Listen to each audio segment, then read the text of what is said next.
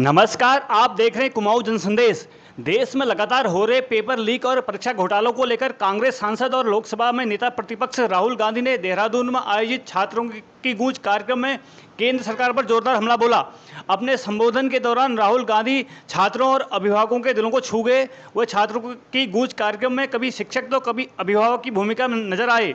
राहुल गांधी ने कहा कि आज देश में पेपर लीक की घटनाएं इतनी आम हो गई हैं कि वह किसी रेस्टोरेंट के मेन्यू की तरह दिखाई देने लगी हैं। देहरादून के बन्नू स्कूल मैदान में आयोजित कार्यक्रम में हजारों छात्रों और युवाओं को संबोधित करते हुए राहुल गांधी ने कहा कि पिछले कई वर्षों में करोड़ों छात्रों का भविष्य पेपर लीक और परीक्षा अनियमितताओं के कारण प्रभावित हुआ है।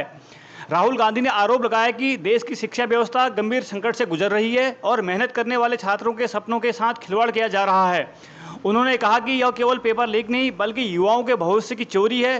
देश में पेपर लीक अब रेस्टोरेंट के मेन्यू की तरह हो गए हैं। हर कुछ दिनों में कोई न कोई परीक्षा रद्द हो रही है, कोई पेपर लीक हो रहा है। यह युवाओं के सपनों की चोरी है। राहुल गांधी ने दावा किया कि पिछले 10 वर्षों में करोड़ों छात्र परीक्षा घोटालों से प्रभावित हुए हैं। उन्होंने सरकार से परीक्षा प्रणाली में पारदर्शिता लाने और दोषियों के खिलाफ कड़ी कार्रवाई की मांग की। साथ ही छात्रों से एकजुट होकर अपने अधिकारों की लड़ाई लड़ने का आह्वान किया। गौरतलब है कि कांग्रेस देश भर में छात्रों की गूंज अभियान चला रही है, जिसके माध्यम से पेपर लीक, परीक्षा अनियमितताओं और शिक्षा व्यवस्था में सुधार की मांग उठाई जा रही है। देहरादून में आयोजित यह कार्यक्रम इसी राष्ट्रीय अभियान का हिस्सा था। अब देखना होगा कि राहुल गांधी के इन आरोपों और छात्रों की मांगों पर सरकार क्या प्रतिक्रिया देती है और क्या देश की परीक्षा प्रणाली में सुधार के लिए कोई ठोस कदम उठाए जाते हैं।